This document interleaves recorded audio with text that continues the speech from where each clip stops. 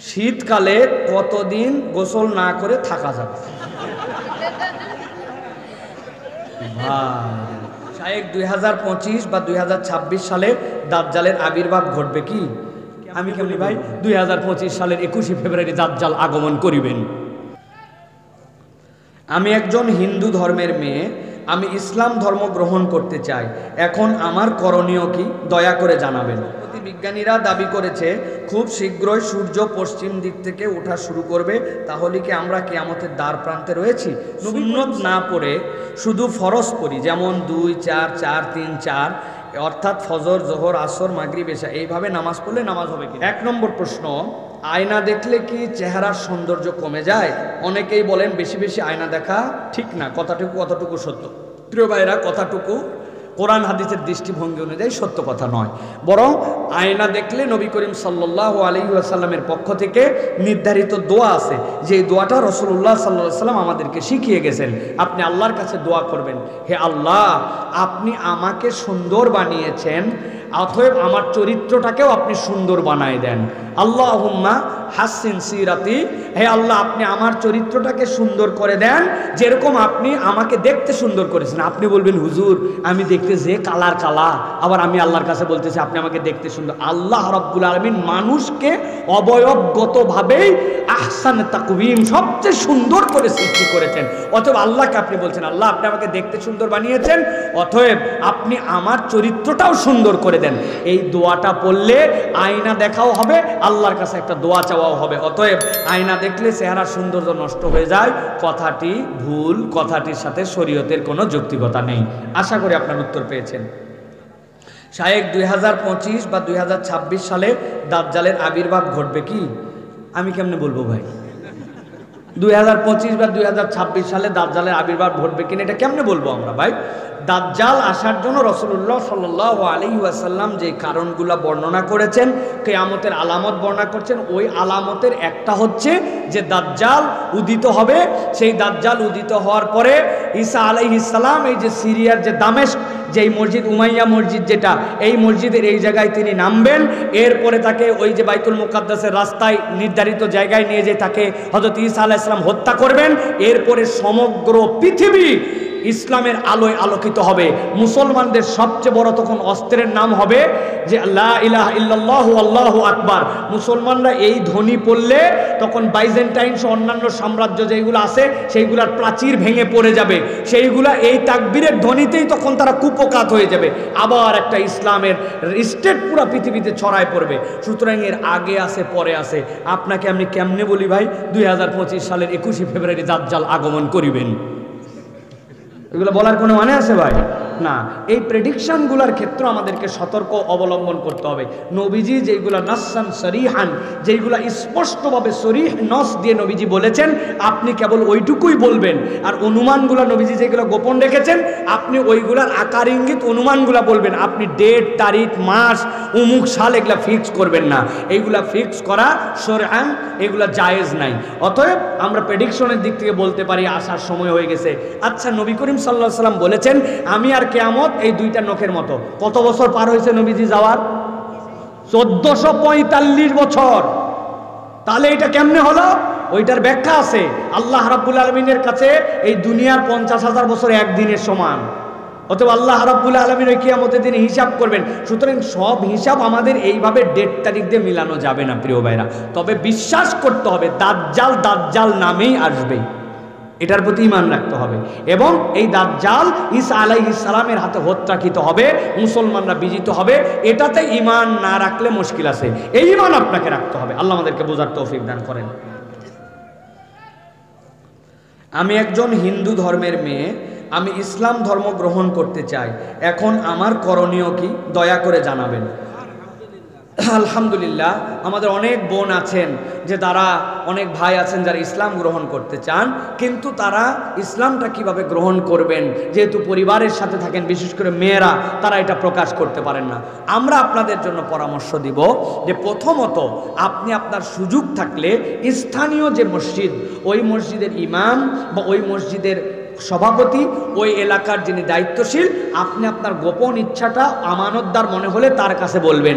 এরপরে স্থানীয় এলাকা ভিত্তিক এই পরামর্শগুলি আপনাকে তিনি দিবেন যে আপনি কিভাবে কি করবেন। আর অলওভার পরামর্শ হচ্ছে আপনাদের জন্য যে আপনারা যদি কেউ ইসলাম গ্রহণ করতে চান, আব্দুল্লাহ জাহাঙ্গীর রহিমাহুল্লাহ কর্তৃক প্রতিষ্ঠিত আস-সুন্নাহ ট্রাস্ট আছে, যেটার হেড অফিস হচ্ছে ঝিনাইদহে।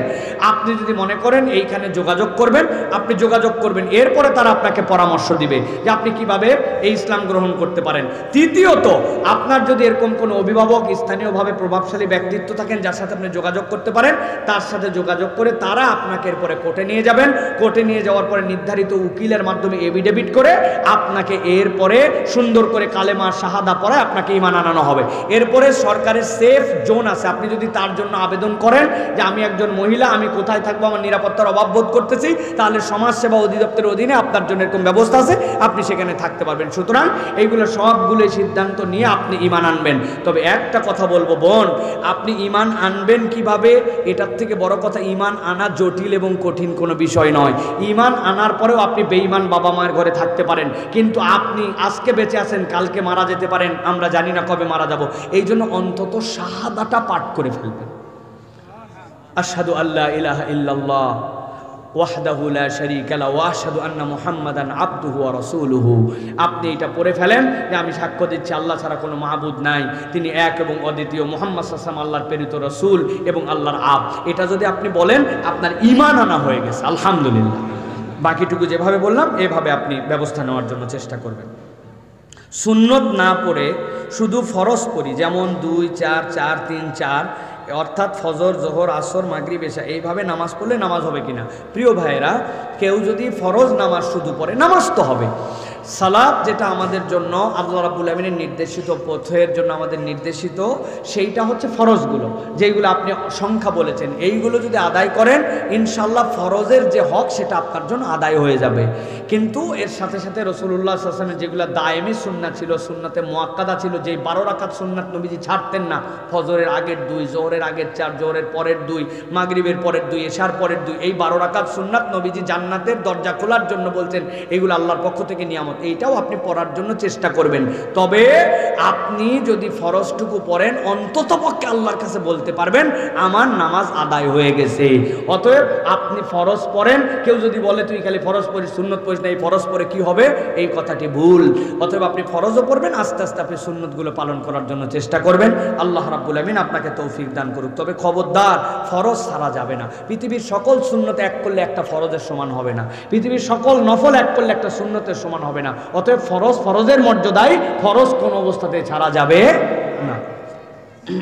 লাস্ট আজকের উত্তর, সম্প্রতি বিজ্ঞানীরা দাবি করেছে খুব শীঘ্রই সূর্য পশ্চিম দিক থেকে ওঠা শুরু করবে, তাহলে কি আমরা কিয়ামতের দ্বার প্রান্তে রয়েছি? নবী করিম সাল্লাল্লাহু আলাইহি ওয়াসাল্লামের বর্ণনা অনুযায়ী আমরা শেষ জামানার উম্মতরা কিয়ামতের দ্বার প্রান্ত নিয়েই আমরা দুনিয়াতে এসেছি। কিয়ামতের অনেকগুলো আলামতের মধ্যে একটা আলামত নবীজির কাছে সাহাবী জিজ্ঞাসা করলেন, ইয়া রাসূলুল্লাহ, কিয়ামত একদম বুঝেই ফেলবো যেটা কিয়ামত হয়ে যাচ্ছে, কিভাবে? নবীজি বললেন, পূর্ব দিক থেকে এমন একটা আগুন আসবে, ওই আগুনটা মানুষকে ধাবড়ায় পশ্চিম দিকে নিয়ে যাবে। মানুষ আতঙ্কে, আগুনের আতঙ্কে পশ্চিম দিকে যাবে। আর যেই সূর্যটা এতদিন পূর্ব দিকে উঠেছিল, ওই সূর্যটা পশ্চিম দিকে উঠবে। এখন যারা বিজ্ঞানী তারা বলতেছেন এই ম্যাগনেটিক যে সার্কেল পৃথিবীতে আছে, এইটার টানাটানি, এইটার সিস্টেমের মধ্যে প্রত্যেকের অক্ষে ঘোরে, কিন্তু সূর্য একটা অক্ষের মধ্যে, একটা ম্যাগনেটিক ফিল্ডের মধ্যে আছে। এখন সেইটা আস্তে আস্তে দিক পরিবর্তন হতে হতে এমন অবস্থা হয়ে যাবে যে অনেক সময় আমরা দুইটা চুম্বক একসাথে রাখার পরে শাট করে এসে লেগে যায়। তার মানে দিক পরিবর্তন করে ফেলে সে, তার উভয় মেরু, উত্তর দক্ষিণ মেরুতে যেরকম তার বিকর্ষণ থাকে, ঠিক একই রকম সূর্যটা ওই রকম একটা অবস্থায় আসার পরে এইটা উল্টায় যেতে পারে। এটা বিজ্ঞানীদের প্রেডিকশন। কিন্তু এইভাবে হোক বা না হোক, আল্লাহর নবীর কথা আল্লাহর পক্ষ থেকে জেনে ওহী হিসাবে যে কিয়ামতের আগে সূর্য পূর্ব দিকে উঠবে, পশ্চিম দিকে অস্ত যায়, যেরকম এটার উল্টা হবে, পশ্চিমে উঠবে, পূর্বে উঠবে। এখন যদি বিজ্ঞানের এটা মিলে যায়, সেটা হয়, তাহলে হতেও পারে সেটা। সুতরাং এটা হতে পারে, কিন্তু এরকম কিছু ঘটতেছে বিজ্ঞানীরা বলতেছে বলেই সেটা হয়ে যাচ্ছে। কারণ বিজ্ঞানীরা অনেক আজব আজব কাজও করে। পৃথিবীতে একটা কিয়ামত ঘড়ি আছে, ওই ঘড়ির মিনিট বিভিন্ন কারণে তারা সরাতে এখন কিয়ামত ঘড়ি 11:59 গেছে, আর 1 মিনিট আছে। কোন দিন যে ওরা এই দুনিয়ার কিয়ামত ঘড়ি ঘটায় দিবে, কিন্তু কিয়ামতই হবে না। একবার বলছিল শুক্রবারে সব তো আমরা দোয়া দরুদ পরে বাঙালিরা খাওয়া দাওয়া করে শেষ, মনে আছে না ভাই? তারপরে তো 10-15 বছর গেল, ডেটও তো ভুলে গেছি আমরা। সুতরাং এই সকল বিজ্ঞানীরা অনেক কথাই বলে, এগুলো সব একবারে বিশ্বাস করে ফেলা অথবা কোরআন সুন্নাহর সাথে এর সাথে একদম হুবহু মিলানো আমাদের কাজ না। নবীজি যা বলছেন কিয়ামতের আলামত সেটা হবে, সেটার পর আমাদের ঈমান রাখতে হবে, সেটা এই প্রক্রিয়াতেও হলেও হতে পারে। আল্লাহ রাব্বুল আমিন আমাদেরকে বুঝার দান করুন। সর্বশেষ, শীতকালে কতদিন গোসল না করে থাকা যাবে?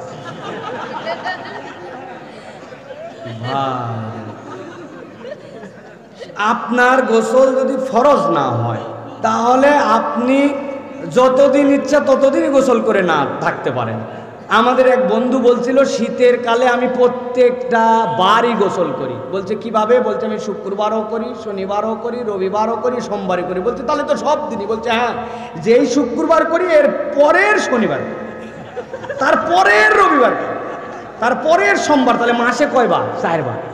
প্রিয় ভাইয়েরা, গোসল মানব স্বাস্থ্যের জন্য একটা বিশাল বড় নিয়ামত। আপনি মনে করেন গোসল করলে শীত বাড়বে, এটা ভুল কনসেপ্ট। গোসল করলে অনেক সময় শীত কমে যায়, ঠিক না? অতএব আপনার যদি গোসল ফরজ হয় তাহলে আপনার দিনে 2 বারও করা লাগতে পারে গোসল। এখন আপনার কি হয় না আমি কেমনে বলবো? আর যদি গোসল ফরজ না হয়, আপনার যদি অস্বস্তি না হয়, দুর্গন্ধ না হয়, শরীয়ত আপনাকে বলে দেয় নাই যে আপনাকে এই তারিখে গোসল করতে হবে। তবে শরীয়ত একটা কথা বলেছে, যেটি হচ্ছে জুমার দিনে গোসল করা অনেকেই ওয়াজিবও বলেছেন। যদিও আমাদের ফিকুল আহনাফ অনুযায়ী এটা মুস্তাহসান সুন্নাত, কিন্তু সাহাবায়ে কেরাম, এক সাহাবী আরেক সাহাবীকে জিজ্ঞাসা করছেন আপনি যে মসজিদে দৌড়ায় দৌড়ায় তাড়াতাড়ি চলে গোসল করে আসছেন? বলছেন না। কেন? নবীজি না জুম্মার দিনে গোসল করতে বলছেন, আপনি গোসল না করে কেন আসছেন? তার মানে কমসে কম 8 দিনে একবার কইরেন। আল্লাহ আমাদেরকে বোঝার তৌফিক দান করেন। হাযা মা ইনদি ওয়াল ইলমু ইনদাল্লাহ সুবহানাকাল্লাহুম্মা ওয়া বিহামদিকা আশহাদু আল্লা ইলাহা ইল্লা আনতা আস্তাগফিরুকা ওয়া আতুবু ইলাইক। বাকি প্রশ্নের উত্তর আগামী কালকে মাল্টিপ্যাপসে দিব ইনশাআল্লাহ। আগে ভাগে চলে আসেন, বাদ মাগরিব